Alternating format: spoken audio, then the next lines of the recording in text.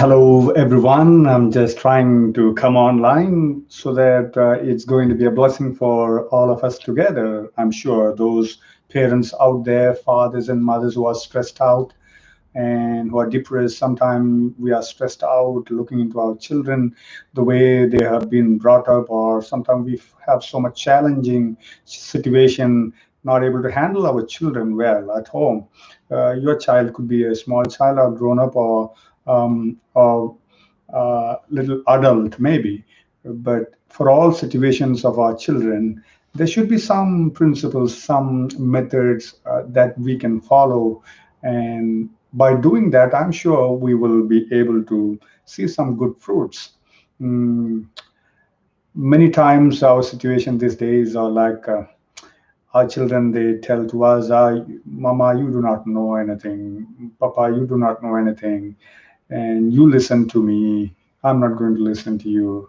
At many situations, we sit and think, oh, am I a parent or my child is parenting me?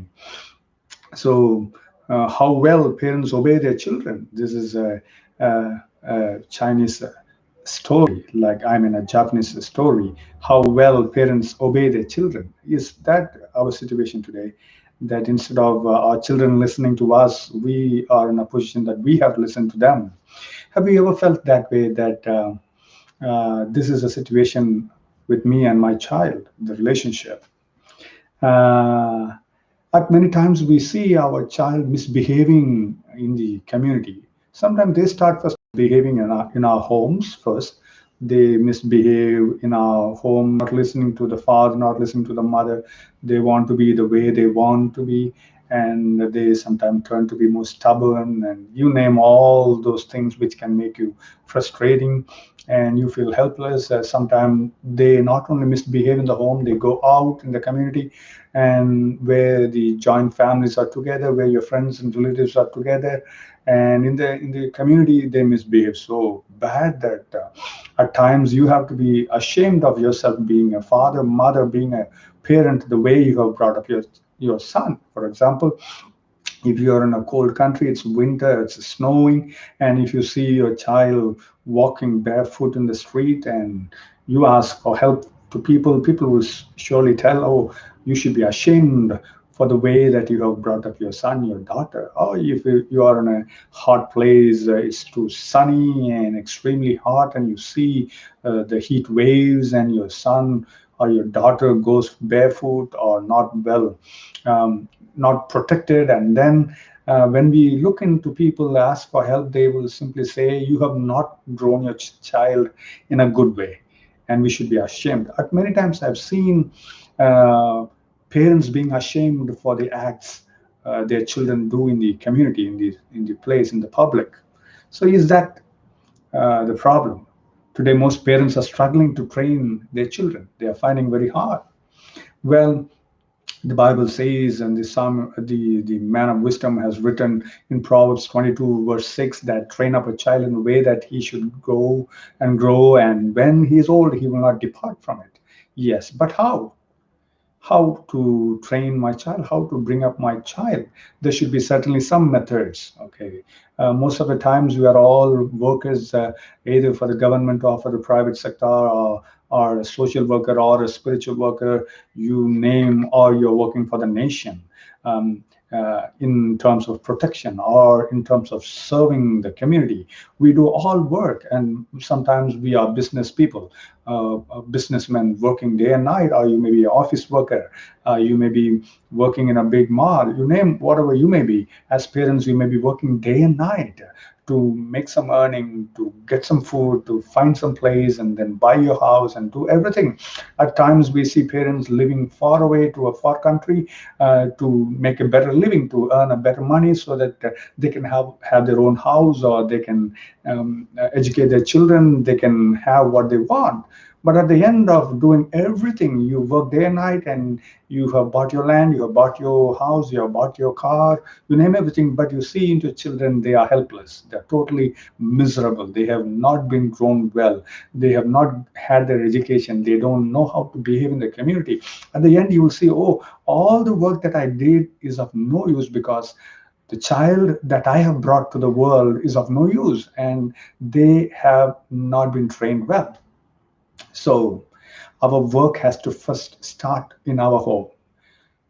We may be working outside to make our earning, to make our bread, fine, that's okay, but then still, what's the use of doing everything and I have not taken care or brought up my child in the a proper way, and in that way it's not going to be a blessing at the end. So we have to start our investment right in our home, giving attention and focusing our focus on our child, and that's an investment, and at the end we will surely see a beautiful result. So you may be a gospel worker, you may be a businessman, you may be a social worker, you may be working for the government, you may be working for the private, you may be a businessman, you may be located in different parts of the world for the sake of your work. But this is the time we have to sit and think, what is my child doing?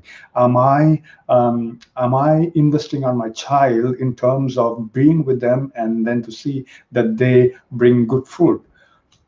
How to train our child, how to train our children? Well, there should be certainly some principles, some methods that we can apply. In the health sector, there are some do's and don'ts. And likewise, in bringing our child, in training our children, there should be some do's and don'ts. And when we look into those do's and don'ts, and especially the do's, certainly we will have some fruit out of it, I'm sure. So, um, if you don't spend time to spend with your children, you will never train them for a good future. You will never train them for a good nation, for Jesus Christ, or whatever the area of life you want to see your child to be fruitful. So if you don't spend time to spend with your children, you will never train them up for a good future and in a spiritual world for God's kingdom also. This is where society has failed.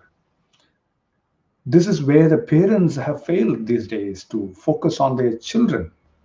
So, number one is that we can do to our children is to see the principle in training up our children, our sons and our daughters should be time. As a father, as mother, as parents, we have to set time, give time, spend time, invest time on our children. And that's why if you don't spend time to spend with your children, you will never train them for Jesus Christ. You will never train them for a good future. You will never see them training to be fruitful to themselves and to you and to the community.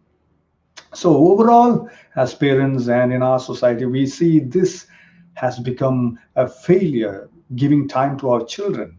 Sometimes we leave our son, leave our daughter, we leave our children before the television. There are so many channels for children. You name cartoons, you name nature, you name music, you name cinemas, you name anything, and everything is available. Hundreds of channels are available on the television for our children. We leave the children before the television. If they cry, put on the television. If they're not eating, put on the television. Sometimes we leave our children their creech. Sometimes we leave our children with our grandmas and with their grandmas and grandpas, with their relatives. We put them in the play school. We leave them in the preschool. You put them in the babysitting. You name anything for that matter. The television or the creech, the grandpa, grandmas, the preschools, play schools, and the creech and the babysitting classes that can never replace the time that a father and mother can give to the child. So are we sometimes satisfied? Oh, I'm out of it. My son is before the television. My daughter is there in the creech.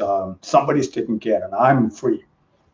I've heard fathers telling, I don't go home earlier because my son is awake. And if I go home, he will trouble me like anything and he will not let me do anything. So I go home late night after 11 o'clock. By then, my son will sleep. And I wake up early morning and I leave home before my son wakes up. I've seen many fathers saying that one. And for fathers like that, who don't spend time, that shows what investment they are doing on the child, and the future will be of a great challenge. Sometimes they will reap a very bitter experiences because of that one. Why is spending time with your children so important? Why is it Very important. It is important for parents to spend quality time with children. In this fast paced world, we have to make space for our kids and assure them that we care about them and will always be there as pillars of support.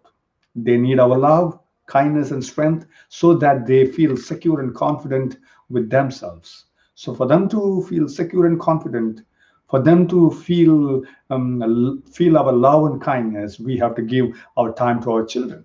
So, how much time should a parent spend with a child? How much time? Well, the child is there in your home and you are in the home and your presence is there, but I'm talking about the very personal time that you're going to be near your child. Spend exclusively that time with your child. Parents spend about 2 hours a day exclusively focusing on their children when the kids are 6 years old or younger, but devote only half that time to kids age 6 to 12. In some places, while feeding the child or while bathing the child or putting the child in the sleep, um, when the child cries, when the child makes some trouble, we go attend to them. That's it. That's not the time I'm talking about. I'm talking about a time that exclusively, not while they cry, not while they made toilet, not while they need to have a bath, not while they want to have their feed. Apart from that, exclusively with two hours just being with them, spending time with them is very important. But hardly we see half an hour spent by parents. Some they do spend a little more time and they see some good things in that.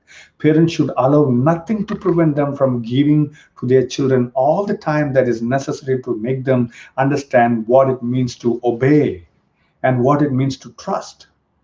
Trusting and obeying God and trusting and obeying their parents and learning to respect and obey and trust the elderly people.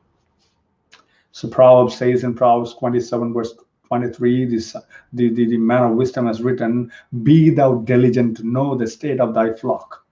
Be thou diligent to know the state of thy flock. The margin is here. Set thy heart. To set our heart, every parents must set their hearts to know the state of their children, the well-being of their children, the needs of their children. To do this, we must take time. So if you want to be diligent upon your child, if you want to set your heart on the child, you need to set time for them. Here are few tips that I could recommend. Um, these tips have really helped me, my wife, and we are learning as well. And I'm sure that as we learn together, this will surely help you too. The tips for busy families, if you're a businessman or if you're a working father mother and there's no help at home for you, or your parents are there and relatives are there, the child is under somebody's care, whatever the situation it may be, here are some tips for busy families, for busy fathers and mothers. Number one, have a daily connect time with your child. Do this face to face. Daily have a time to connect with your child and that face to face if possible. But if it isn't an option, then create a routine of doing so in other ways, such as leaving a note in your child's lunchbox or school bag or in their bed, or post a note on their toothbrush or the way they go and wash their faces. Write an encouraging saying on a shared wardrobe or in the house or in a lawn, in a living room. That's the way. Number one is to daily connect. Have a daily connect time. And number two, create a special ritual for you and your child. The ritual could be, seeking the divine grace, seeking the divine help, uh, looking into the Creator God. Create a special ritual for you and for your child. That could be a family prayer. That could be somewhere you could think of the good thing God has done. Something that can be done every day. For example, let your child choose and read one of the Bible passage that he she likes or the book that he she likes during the bedtime or before the bedtime. And number three, tell your child you love her, love him every day. And tell her how important he is to you and how he makes you feel. And that's number three. Number four, reinforce positive behavior. We have to force positive behaviors to our children. For example, if your child completes his her course without any asking, their homework, their daily duties, acknowledge it with the words of appreciation. Even if you don't have that chance to do until the next day, use words of appreciation. Say thank you. You did very well. You did good. Learn to appreciate and thank your child for the achievement. And number five, make and eat meals with your children whenever possible. Sit together as a family and spend time with your child and sit and eat along with your child, with your children. If time is limited in a busy family, look for example, you can have meals that request very little preparation. Need not be a big preparation.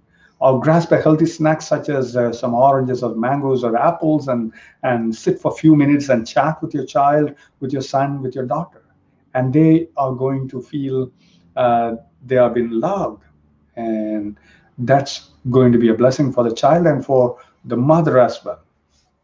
And number six, schedule time for doing an activity of your child's choosing. Ask your child to choose something and schedule that time and just do what the child likes. Be sure to follow through the activity without any distractions.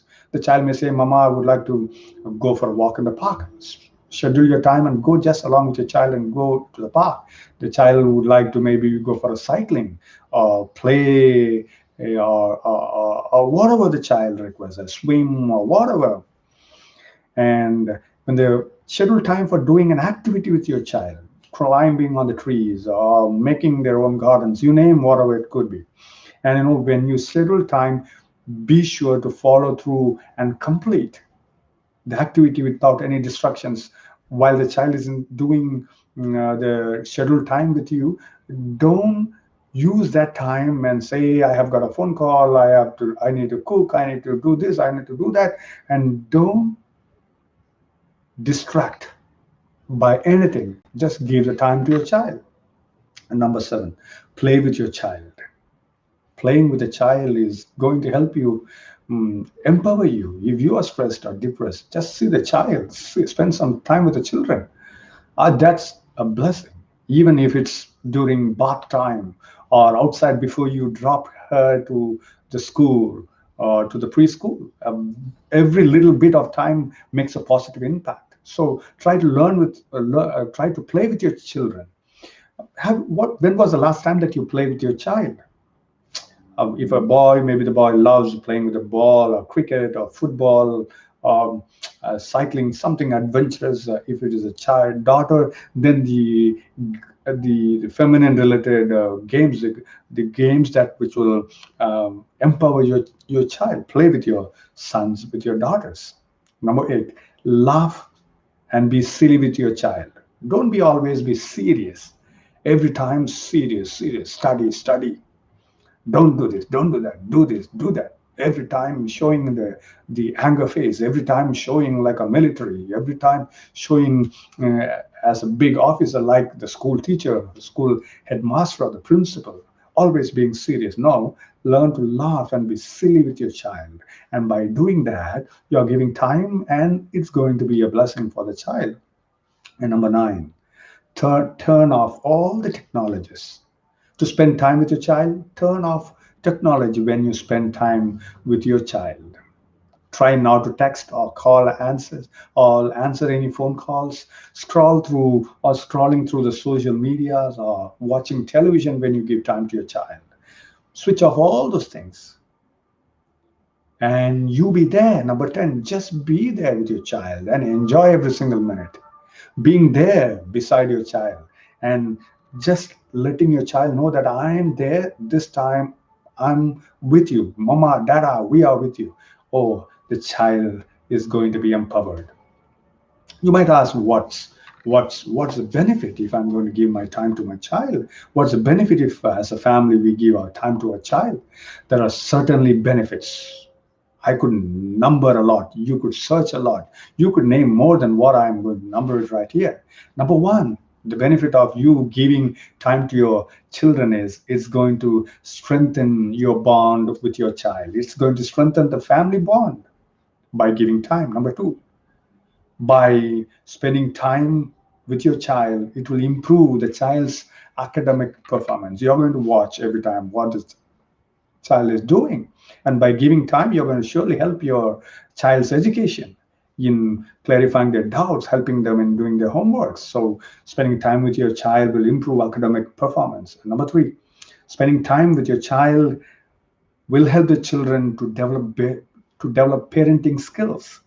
And when they become a parent, when they grow, when they get married, they're going to have the memories of how you have spent time with your children. And when they become parents, they are going to give the same thing, even better than what you did. So spending time with your child and in the family, it's going to help children develop parenting skills. Number four, when you spend time with your children, it's going to result uh, in less behavioral problems.